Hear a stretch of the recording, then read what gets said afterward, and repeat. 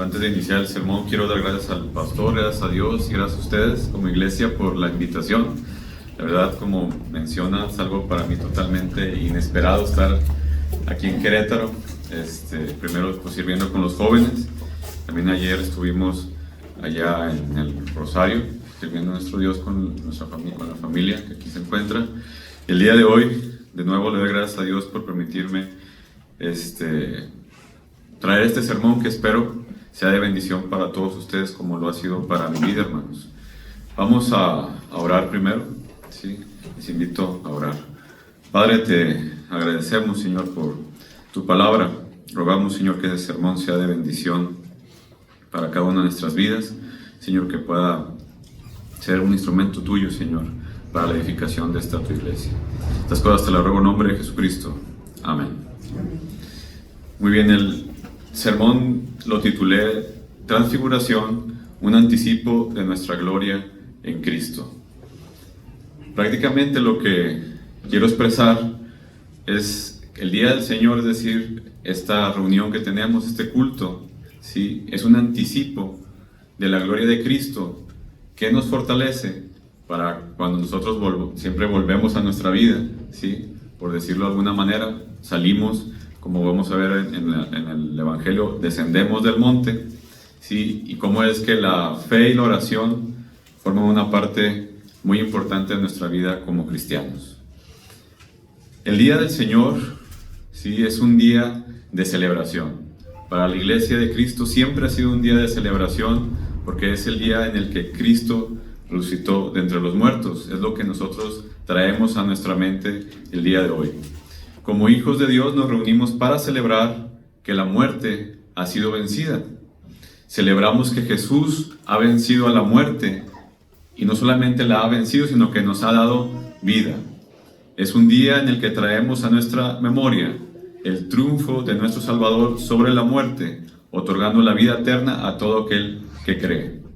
Por lo tanto, es un día para gozarnos y recrearnos en nuestro Señor junto con nuestros hermanos en Cristo, como la iglesia de Cristo.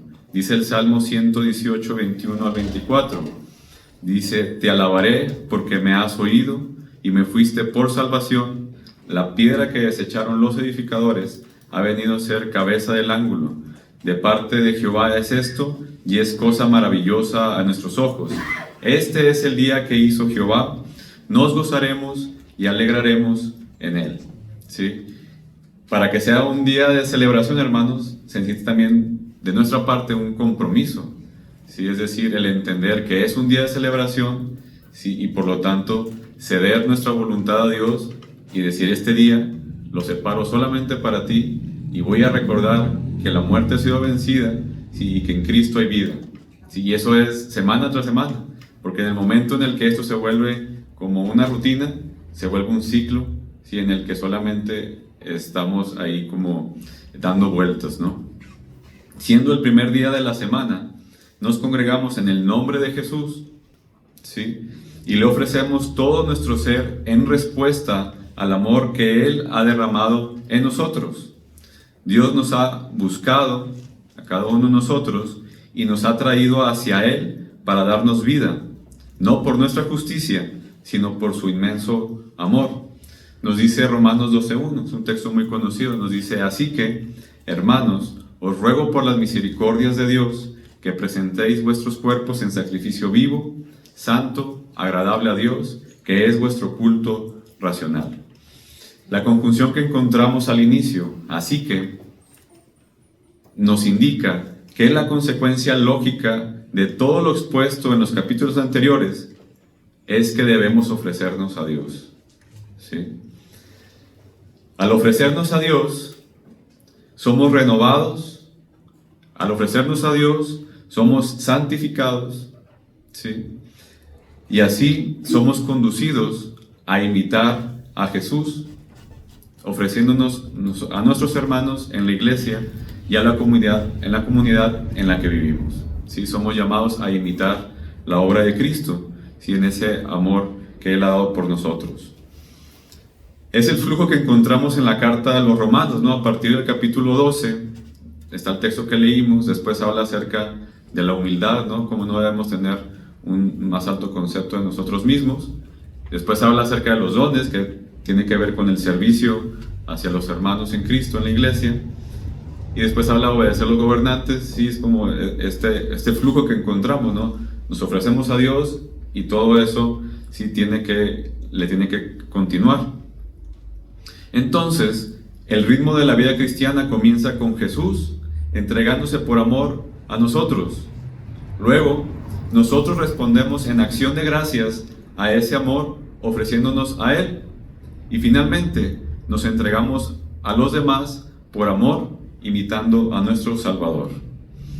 Si bien este ritmo sucede o debería de suceder todos los días, ¿sí? En el que recibimos el amor de Cristo, ¿sí? Nos ofrecemos a Él y nos ofrecemos a los demás, de manera particular este ritmo lo encontramos de manera semanal, comenzando con el día del Señor, el primer día de la semana.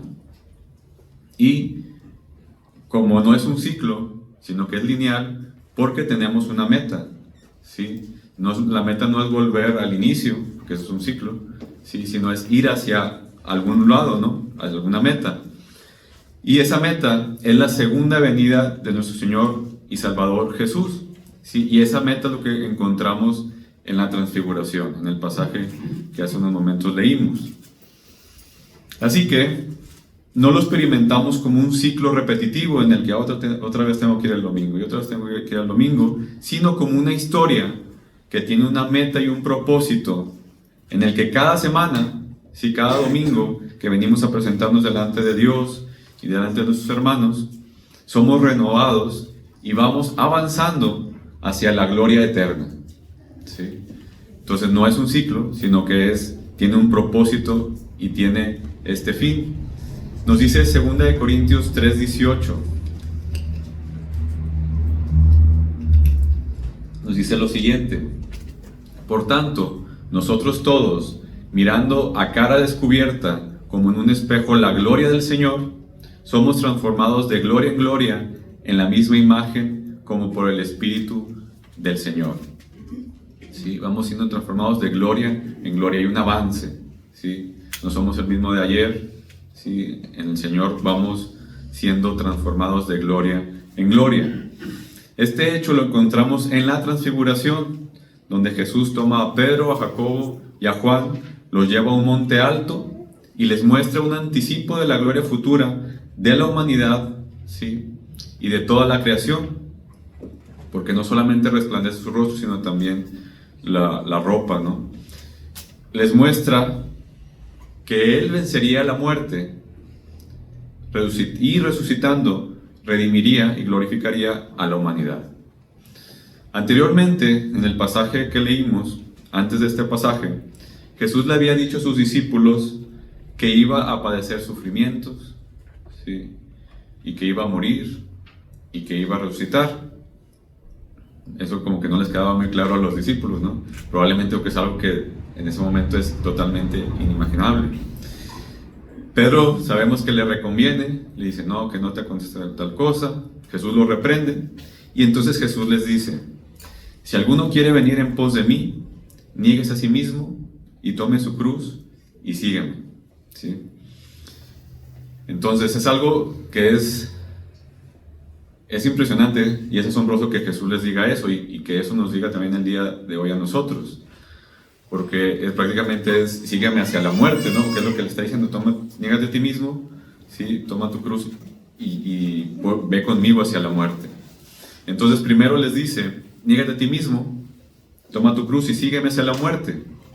Sin embargo, ¿sí? No lo deja ahí, porque después toma a estos 3 discípulos, ¿sí? En el monte alto y se transfigura delante de ellos. Y lo que les está diciendo es: sí, les estoy diciendo que vengan hacia mí, ¿sí? Que tomen su cruz y me sigan a la muerte, pero miren lo que hay después de la muerte, ¿sí? La muerte va a ser vencida, ¿sí? La muerte no tiene la última palabra. Entonces, esto es un mensaje totalmente de esperanza, ¿sí? Tanto para los discípulos como para nosotros hoy día. Nuestro Señor Jesús ha vencido la muerte, por lo que la muerte no tiene poder sobre nosotros. Nos dice Hebreos 2, 14 y 15. Así que, por cuanto los hijos participaron de carne y sangre, nos dice Él, hablando de Cristo, también participó de lo mismo, para destruir por medio de la muerte al que tenía el imperio de la muerte, esto es, al diablo, y librar a todos los que por el temor de la muerte estaban durante toda la vida sujetos a servidumbre. ¿Sí? Por el temor a la muerte estaban toda la vida sujetos a servidumbre. La muerte, hermanos, no fue creada por Dios, como lo vemos en las Escrituras, ¿sí? Sino que es la consecuencia de la desobediencia y es la consecuencia de alejarse del origen de la vida misma, ¿no? ¿Sí? Que es Dios, que es Cristo. Entonces la humanidad se aleja de Dios y por lo tanto la consecuencia natural es la muerte. La muerte por el mundo es vista como lo único y definitivo en la vida, ¿no? Dice que es lo que comparten tanto ricos como pobres y como cualquier otra persona, ¿sí? La muerte es vista en el mundo como un enemigo que no se puede vencer, aunque hay adelantos de la tecnología en la que buscan como que hacer esto más lejos. Sin embargo, hasta el momento no lo han podido vencer y no lo podrán vencer. Y la muerte, por medio del pecado, lleva a la humanidad a la desesperanza y el temor, que es lo que nos dice este pasaje de Hebreos, ¿no? Muchas veces por miedo a la muerte también surgen pues muchos pecados, ¿sí? Entre los jóvenes muchas veces se dice, pues solamente se vive una vez, por lo tanto pues haces lo que tú quieras prácticamente. Pero las Escrituras nos revelan algo impresionante, y es que la muerte ha sido vencida, ¿sí? De una manera paradójica, porque nos dice, por medio de su muerte ha vencido al que tenía el imperio sobre la muerte, ¿sí? Cristo con su muerte venció a la muerte. Y por lo tanto, tenemos esperanza. Nos dice que los que estaban sujetos al miedo, al temor a la muerte, estaban sujetos a servidumbre, eran esclavos. Y por eso nosotros cantamos, ¿sí?, que somos libres, ¿sí? Por eso cantamos, podemos cantar himnos acerca de la cruz, porque lo vemos a través de la resurrección, porque si no lo viéramos así, sería algo bastante extraño, ¿no? Cantar acerca de la muerte y de la cruz si no hay resurrección, lo dice Pablo en 1 Corintios 15, ¿no? Esta esperanza es revelada en la transfiguración y es celebrada el día de hoy, hermanos. El día de hoy nos juntamos como iglesia para celebrar que la muerte ha sido vencida y por lo tanto tenemos vida en Cristo. Nos reunimos como iglesia para celebrar que tenemos la esperanza viva de una renovación plena y gloriosa en Cristo nuestro Señor. Nos reunimos como iglesia para celebrar que nuestro Dios no es un Dios de muertos, sino que nuestro Dios es un Dios de vivos. Confesamos y confiamos que todos nuestros hermanos y hermanas que han dormido en Cristo viven de la misma manera en la que el mismo Jesús lo dice respecto a los patriarcas. En San Marcos 12, 26 al 27, ¿sí?, en esta plática con los saduceos le dice, pero respecto a que los muertos resucitan, ¿no habéis leído en el libro de Moisés cómo le habló Dios en la zarza diciendo, yo soy el Dios de Abraham, el Dios de Isaac y el Dios de Jacob? Dios no es Dios de muertos, sino Dios de vivos. Así que vosotros mucho erráis, ¿sí? La belleza del día del Señor en ocasiones nos conduce a desear que no terminara, ¿sí? Ya que la presencia de Jesús y la comunión entre los hermanos nos hacen estar tan en paz que deseamos que no termine. Yo he escuchado a mucha gente que a veces visita, o incluso los hermanos, dicen, no quisiera irme de aquí, ¿sí? Muchas veces la gente que nos visita lo dice porque probablemente sus casas tienen muchos problemas, ¿no? Y por eso dice, pues quiero estar aquí porque aquí olvido mis problemas, aquí no tengo problemas, por así decirlo, ¿no? Es algo tan bello para ellos y para nosotros que desearíamos que sea un domingo perpetuo, ¿no?, prácticamente. Y esto mismo le sucedió a Pedro, ¿no? Lo leímos en el Evangelio. Estando en el monte con Jesús, Moisés y Elías, ¿sí?, él quiere hacer este enramado que dice, esto es maravilloso, esto es completamente maravilloso, me quiero quedar aquí, vamos a hacer estos tabernáculos. Sin embargo, en ese momento desciende esta nube, ¿sí? Tiene temor, se escucha la voz del Padre, ¿sí? Y después, cuando otra vez levanta el rostro, solamente está Jesús, ¿sí? Entonces, eso no puede ser así, hermanos, ¿sí? No nos podemos quedar en un domingo perpetuo por el momento, porque esa es la esperanza que tenemos. Nosotros, como Pedro, Jacobo y Juan, tenemos que descender del monte, tenemos que volver a nuestros hogares. Al descender del monte nos encontraremos pues distintas cosas, ¿no? Como lo que encontramos en el pasaje que le continúa, ¿sí?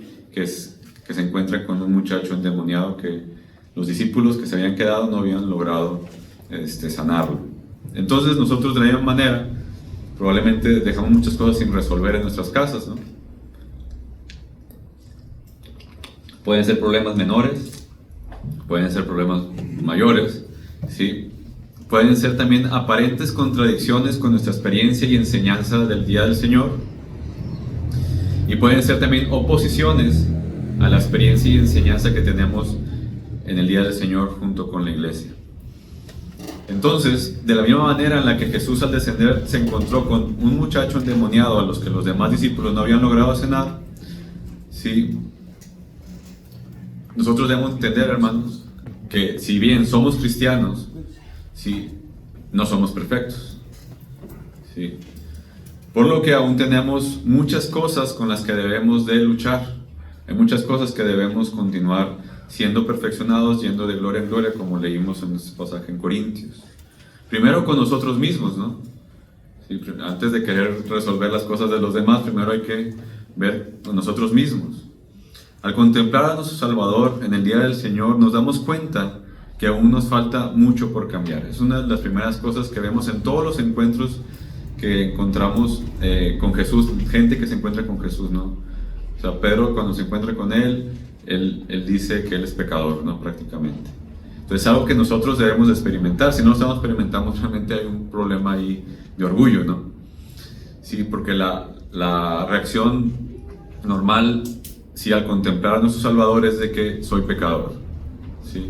Tengo que cambiar. Si bien, gracias a Dios, no somos los mismos que al inicio de nuestro encuentro con Jesús, todavía estamos lejos de ser perfectos. Primero, sufrimos por nuestros propios pecados, ¿sí? Primero, nosotros sufrimos por nuestros propios pecados. Y que muchas veces, en distintas etapas de nuestras vidas, esos pecados se presentan como imposibles de vencer, ¿no? Sí, a los jóvenes se da mucho, no, esto es imposible de hacer, es imposible de hacer, sí, y ese es un engaño, ¿no? Otras veces, nosotros mismos nos engañamos pensando que forman parte de quienes somos, y por lo tanto, nos cerramos a ser transformados. Es decir, a lo mejor el pastor, ¿sí? O en el sermón, o a lo mejor en alguna clase dominical, ¿sí? Somos amonestados con algo con respecto a nuestro carácter o personalidad, y nosotros nos justificamos y decimos cosas como Dios así me usa, ¿sí? Y eso es cerrarnos, ¿sí? A ser perfeccionados, es cerrarnos a ser santificados. También al descender del monte, primero con nosotros mismos, después también con aquellos que nos rodean, ¿no? Podemos tener problemas o oposiciones o aparentes contradicciones con la familia, ¿sí? Con los amigos, con los vecinos, con los compañeros de la escuela, compañeros del trabajo, ¿sí? Y esto prácticamente es sufrir por los pecados de los otros, de los demás. Todos somos pecadores, ahora sí que compartimos este sufrimiento. Nos pueden tratar de una manera injusta, también pueden levantarnos falsos, también podemos ser maltratados por otros, nos pueden insultar y entre otras cosas, ¿sí? Entonces ese tipo de problemas son los que también enfrentamos al descender del monte. Otro tipo de problemas que enfrentamos es con el estado corrupto de todas las cosas, ¿sí? La muerte es una de esas cosas, ¿no? O sea, todos estamos sujetos todavía a la muerte física. Por lo tanto, estos problemas o sufrimientos se pueden presentar como la muerte de nuestros seres amados, ¿no? Y el preguntarnos por qué, por preguntarle a Dios por qué, si todo esto que experimento y me enseñan, por qué esta persona en particular que amo, sí, ha muerto. O el sufrimiento a lo mejor de los niños, si hay gente que tendrá el corazón muy tierno, ¿no? Y al ver el sufrimiento de los niños, pues dice, ¿por qué? ¿Sí? ¿Por qué esto sucede? Como también dice el salmista, la prosperidad de los impíos. ¿Sí? Uno dice, ¿por qué ellos prosperan y yo no? ¿Sí? En el Salmo 73, ¿no? Cuando el salmista ve la prosperidad, dice, ¿por qué ellos así? Y yo que he hecho todo esto, en vano he lavado mis manos de todo esto. Y esas son las cosas que nos enfrentamos, ¿no? Estas dificultades que cuando descendemos del monte de ver a Cristo, ¿sí? En su gloria, nos enfrentamos con todas estas y la pregunta es, ¿cómo lidiamos con esto? ¿Sí? ¿Cómo debemos de lidiar con todas estas situaciones, con nosotros mismos, con los demás y con el estado corrupto de las cosas? Cuando los discípulos le preguntaban a Jesús, que fueron los que no podían sanar al muchacho, ¿no? Le preguntaban a Jesús por qué no habían podido sanarlo. En el Evangelio según San Mateo, Jesús les responde, que es un pasaje muy conocido: por vuestra poca fe, porque de cierto os digo que si tuvieres fe como un grano de mostaza, diréis a este monte, pásate de aquí a allá, y se pasará, y nada os será imposible. En el pasaje anterior a la transfiguración, Jesús les hace dos preguntas a los discípulos. Primero les pregunta, ¿quién dice los hombres que soy yo? ¿Sí? ¿Quién dice los hombres que soy yo? A lo que contestan que Juan el Bautista, Elías o alguno de los profetas. De la misma manera, el mundo tiene una respuesta para esta pregunta, ¿no? Unos dicen que Jesús solamente fue un maestro, ¿sí? Alguien muy sabio y que simplemente dio ciertas enseñanzas que sirven a la humanidad. Otros dicen que simplemente fue un buen ejemplo a seguir y lo comparan con otro tipo de personajes, ¿no? Históricos que consideran buenos ejemplos. O los más necios podrán decir que Jesús nunca existió, que eso, hasta los historiadores y la ciencia como más estricta, pues no llegan a esa conclusión ninguno de ellos, ¿no? Entonces eso es lo que responde el mundo, ¿no? Después Jesús les hace la pregunta ahora a ellos y les dice, ¿y vosotros quién dicen que soy yo? A lo que Pedro responde, revelado por el Padre, dice Jesús, tú eres el Cristo, el Hijo del Dios viviente. Esto que confiesa Pedro, también lo creen y lo confiesan todos los discípulos, ¿sí? Y todos nosotros también confesamos eso, ¿no? Jesús es el Cristo, el Hijo del Dios viviente. Pero a la vez, ¿sí? Los discípulos tenían ciertas expectativas de cuál era el rol del Cristo, ¿no? ¿Cuál era el poder del Cristo? Que ellos esperaban ciertas cosas respecto al Cristo, ¿sí? A lo mejor se limitaba a librarlos de la opresión romana y la restauración de la nación de Israel, ¿sí? Entonces, sí, si esa fuera su limitancia, entonces para ellos la expectativa del Cristo, con esa expectativa, ¿cómo iban a poder sanar a este muchacho? Si endemoniado, si solamente el Cristo viene a restaurar la nación de Israel. Y de la misma manera nosotros, ¿no? Debemos de respondernos si Jesús es el Cristo, el Hijo del Dios viviente, entonces, ¿qué es eso? ¿Sí? ¿Cuál es su poder y cuál es el alcance que Él tiene? ¿Cuál es el alcance de la salvación y la redención que Él ha hecho? ¿Sí? En el caso de los discípulos, su fe es insuficiente, su fe es poca, ¿sí? Al final del relato de la transfiguración, cuando van descendiendo los tres discípulos con Jesús, los discípulos le hacen una pregunta a Jesús. Le preguntan, ¿por qué dicen los escribas que es necesario que Elías venga primero? Respondiendo él, les dijo, Elías a la verdad vendrá primero y restaurará todas las cosas, y como está escrito el Hijo del Hombre, que padezca mucho y sea tenido en nada. Pero os digo que Elías ya vino y le hicieron todo lo que quisieron, como está escrito de él. Lo que Jesús le responde es de que, iniciando con el ministerio de Juan el Bautista, Dios ha entrado en acción para traer su justicia al mundo. Una obra que Jesús consuma en su muerte y resurrección y ascensión. ¿Sí? Por lo que el alcance del poder de Cristo no está limitado a algún asunto político nacional, sino que abarca toda la creación. ¿Sí? Por eso Jesús, cuando les dice de su poca fe, habla acerca de los montes, ¿no? Acerca de que se pueden mover, y eso habla acerca de la justicia de Dios. Dios ha venido, ¿sí? Ha actuado para poner las cosas en orden, ¿sí? Ese es el Cristo, el Hijo del Dios viviente que Pedro confiesa. En Él está depositada la fe que mueve montañas. En Cristo está depositada la fe que mueve montañas. Al igual que los discípulos, podremos tener ciertas expectativas que limitan el poder de Cristo, y como resultado seguimos luchando con todas las cosas que hemos mencionado anteriormente, ¿sí? Por eso seguimos descendiendo del monte y encontrando los mismos problemas, ¿sí? Las mismas situaciones, ¿sí? Y probablemente por eso estamos enclaustrados en este ciclo, ¿sí? En el que al parecer nos es difícil salir. Perdemos de vista que nuestro propósito es ir siendo transformados a la imagen de Cristo. ¿Sí? Al ver a Cristo transfigurado, al verlo en su resurrección, ¿sí? Esa es nuestra meta, ¿sí?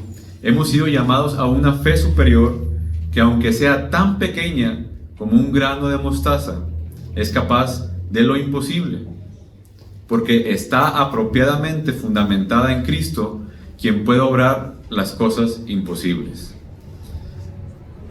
Nuestro Señor Jesús conoce nuestra condición. Nuestro Señor Jesús es misericordioso. Él conoce todo lo que hemos vivido. Él sabe la situación en la que nos encontramos. Al igual que el padre del muchacho, que al ver que los discípulos no pudieron sanar a su hijo, desciende Jesús, y él no está seguro que Jesús va a poder hacerlo, porque él le dice: si puedes hacer algo, ten misericordia de nosotros y ayúdanos. ¿Sí? Por la experiencia que él ha tenido de la ineficacia de los discípulos, de la poca fe de los discípulos, ¿sí? Entonces nosotros a veces también nos enfrentamos a ese tipo de situaciones, en la que a lo mejor hemos visto ciertas cosas y decimos, pues sí, Dios puede, pero pues mira, ¿sí? Entonces nosotros podríamos tener esa clase de acercamiento a Jesús, pero escuchemos lo que Jesús le responde.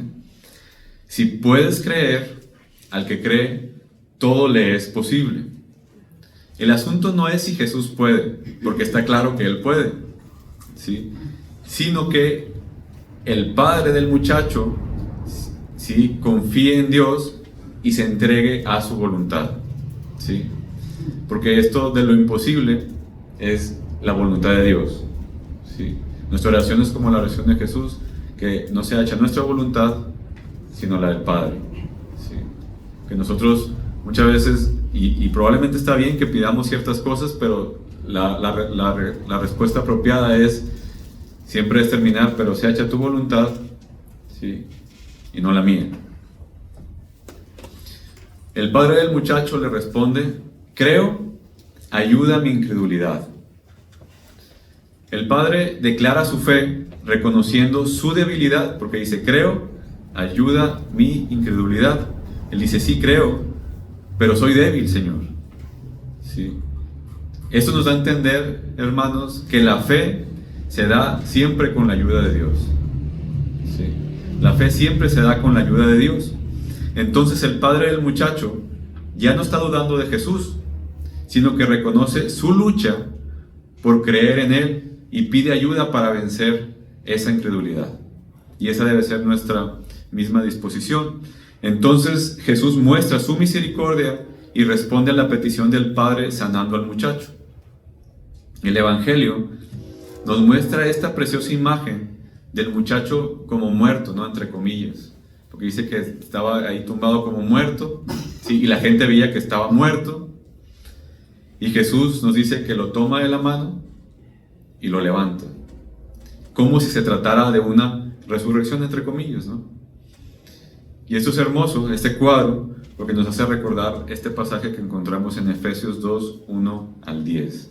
Nos dice: y Él os dio vida a vosotros cuando estabais muertos en vuestros delitos y pecados, en los cuales anduvisteis en otro tiempo, siguiendo la corriente de este mundo,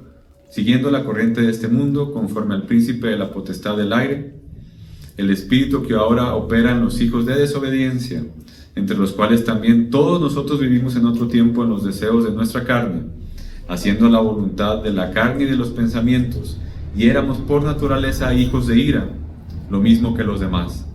Pero Dios, que es rico en misericordia, por su gran amor con que nos amó, aun estando nosotros muertos en pecados, nos dio vida juntamente con Cristo. Por gracia sois salvos.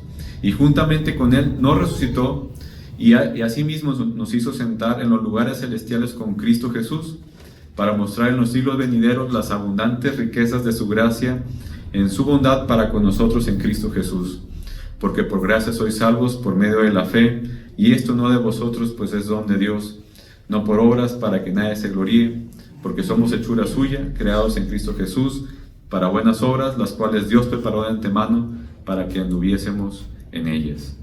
Nosotros éramos como este muchacho endemoniado, estando muertos en el pecado, nos dice, siguiendo al príncipe de la potestad del aire, ¿sí? que es el diablo, ¿no? Entonces, y este muchacho está endemoniado. Nosotros estamos muertos en el pecado. Jesús nos ha tomado de la mano, ¿sí? De la misma manera que tomó a este muchacho, muertos, y nos dio vida. Y como no somos una obra terminada, al no ser perfectos, seguimos siendo santificados, seguimos necesitando esa misma fe, ¿sí? Para madurar y avanzar hacia la meta que vemos en la transfiguración. El reto es si tenemos fe en que Jesús ha conquistado la muerte. El Antiguo Testamento, hermanos, está escrito para que aprendamos, por así decirlo, de los errores de la nación de Israel, ¿no? Y hay un pasaje en el libro de Josué donde conocemos el libro de Josué, encontramos la narración de la conquista de la tierra prometida, ¿verdad? Y en los capítulos finales leemos lo siguiente, es Josué 21, 43 al 45. Dice: de esta manera dio Jehová a Israel toda la tierra que había jurado dar a sus padres, y la poseyeron y habitaron en ella. Es Josué 21, 43 al 45. Y Jehová les dio reposo alrededor, conforme a todo lo que había jurado a sus padres, y ninguno de todos sus enemigos pudo hacerles frente, porque Jehová entregó en sus manos a todos sus enemigos. No faltó palabra de todas las buenas promesas que Jehová había hecho a la casa de Israel. Todo se cumplió. ¿Sí? Dice, todo se cumplió. Todas las buenas promesas que Jehová había hecho a la casa de Israel, todo se cumplió, nos dice el libro de Josué. Sin embargo, como vemos en Jueces, ahí hay un detalle, ¿no? Está este ciclo, ¿sí? El pueblo no termina de conquistar la tierra por falta de fe, ¿sí? Y por esa falta de fe caen en este ciclo de opresión, ¿sí? Se le llama el ciclo de los jueces. Más adelante, ¿sí? En la historia del Antiguo Testamento, Dios levanta a David, un hombre de fe que confiaba que el Señor es quien lucha sus guerras, el Señor es quien pelea sus batallas, ¿sí? Y el Señor ya ha entregado de antemano en sus manos a todos sus enemigos, ¿sí? Y esa fe es lo que le llevaba a él a atreverse a salir a conquistar la tierra. Dice, Jehová ya ha cumplido lo que dice Josué. Jehová ya cumplió su palabra, solamente tengo que ir y presentarme y Él va a vencer al enemigo, ¿sí? Y es por medio de David que Dios solidifica el reino de Israel, ¿sí? Donde ya ahora sí echa a todos los gigantes que restaban, ¿sí? Y la nación de Israel se solidifica. Hermanos, Jesús ha cumplido con todas las buenas promesas que Él ha hecho a la iglesia. Todo se cumplió. ¿Sí? Jesús ha vencido a la muerte. Jesús ha derrotado a todos sus enemigos. ¿Sí? Dios ha cumplido todas sus promesas. Y de la misma manera en la que en el libro de Josué uno dice, ¿cómo? Porque todavía falta territorio. ¿Sí? Lo que nos está llamando es, ya está cumplido. Ahora ve, ¿sí?, a esto que falta. Aunque aparentemente no parece ser así, por lo que vemos en el mundo, lo que vemos en nosotros mismos y lo que vemos en la gente, ¿sí? Nosotros somos llamados a tener esta fe y obedecer su mandato. Nos dice en Mateo 28, 18 al 20, y Jesús se acercó y les habló diciendo, toda potestad me es dada en el cielo y en la tierra. ¿Sí? Toda potestad me es dada en el cielo y en la tierra. Por tanto, id y haced discípulos a todas las naciones, bautizándolos en el nombre del Padre, y del Hijo y del Espíritu Santo, enseñándoles que guarden todas las cosas que os he mandado. Y aquí yo estoy con vosotros todos los días hasta el fin del mundo. Amén. Toda potestad me es dada en el cielo y en la tierra. Él es el Rey. ¿Sí? A Él se le ha entregado toda la autoridad. ¿Sí? Nosotros podemos salir y descender y aparentemente decir, ¿cómo? Pero mira cómo está todo eso. ¿Sí? Y de nuevo, es el mismo cuadro que encontramos en el Antiguo Testamento. ¿Sí? Ya está. Nuestra labor es creer, obedecer e ir y conquistar. Además de la fe, Jesús menciona al final del pasaje donde sana al muchacho, menciona la oración como necesaria para el milagro que realizó. En el Evangelio según San Lucas nos dice que cuando Jesús se transfiguró, Él se encontraba orando. ¿Sí? Y si orando, se transfiguró. Al inicio mencionaba que en el día del Señor tenemos gozo al estar en la presencia de Jesús. Tenemos gozo y el amor de Dios se manifiesta por medio de los hermanos de la iglesia. También en la enseñanza vemos de manera clara muchas cosas que antes estaban veladas y oscurecidas, pero que al regresar a nuestros hogares se nos dificulta lidiar con ciertos pecados nuestros, con los que nos rodean y con las situaciones que no podemos controlar. Hemos visto que somos llamados a tener la fe en Jesús, que es la fe que mueve montañas. A esto, hermanos, debemos añadir la oración. En los momentos más oscuros y complicados, necesitamos tener memoria de las obras de Dios. Y orar es precisamente eso, ¿sí? Tener memoria.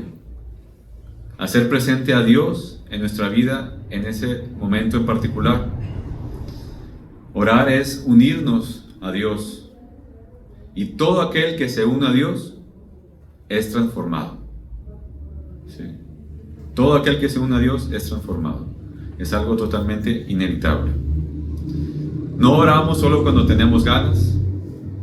¿Sí? Oramos porque lo necesitamos. Por eso se nos exhorta en Tesalonicenses, orar sin cesar. En todo tiempo y en todo lugar podemos acercarnos a Dios, presentarle nuestras cargas y clamar por nuestros hermanos. ¿Sí? Porque es importante siempre salir de nosotros mismos, ¿no? Nos dice Filipenses 4, 6 y 7, por nada estéis afanosos, sino sean conocidas vuestras peticiones delante de Dios en toda oración y ruego, con acción de gracias.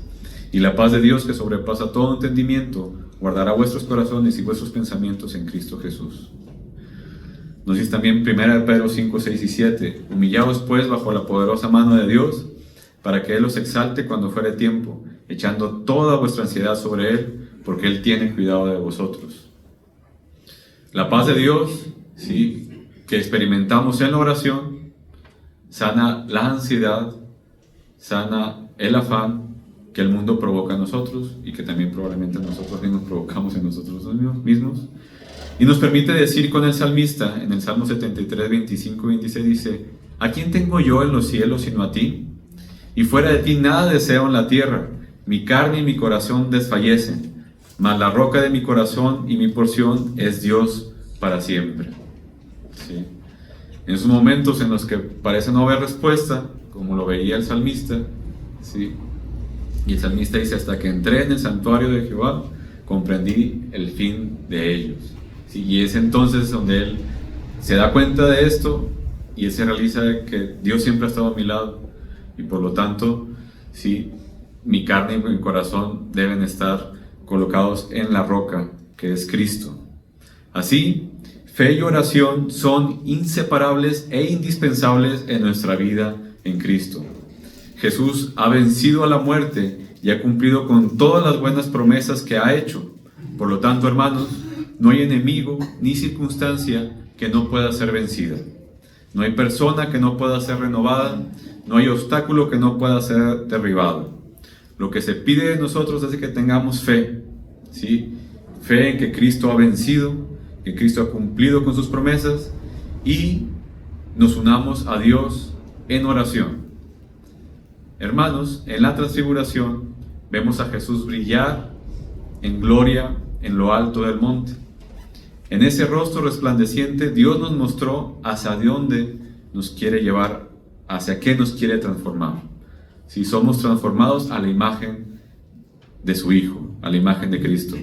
Esa misma gloria la celebramos cada día, cada domingo en el Día del Señor, cuando nos reunimos para recordar que la muerte, sí, ya no es más. La muerte ha sido vencida y que tenemos una esperanza viva. Pero el Señor no nos deja vivir siempre en el monte. Así como Jesús descendió para encontrarse con un muchacho endemoniado y un padre desesperado, también hoy desciende junto con nosotros al valle de sombra y de muerte. ¿Sí? Nuestros pecados, las heridas, ¿sí? Las injusticias y el dolor del mundo. Y allí nos vuelve a decir, si puedes creer, al que cree, todo le es posible. Por eso, al salir de este lugar, pidámosle al Señor que nos conceda la fe que mira su gloria y no se rinde ante la oscuridad, y que nos enseñe a orar sin cesar, a traerle una y otra vez nuestras cargas, nuestras dudas y nuestra incredulidad. Que nuestra oración sea como la del padre del muchacho: creo, ayuda mi incredulidad. Si hacemos esto, hermanos, el Jesús glorioso del monte seguirá tomándonos de la mano en el valle de sombra de muerte, seguirá levantándonos de la vida, de la muerte a la vida, y paso a paso nos irá transformando de gloria en gloria por medio de la fe y la oración hasta el día que le veamos cara a cara. Dios les bendiga, hermanos.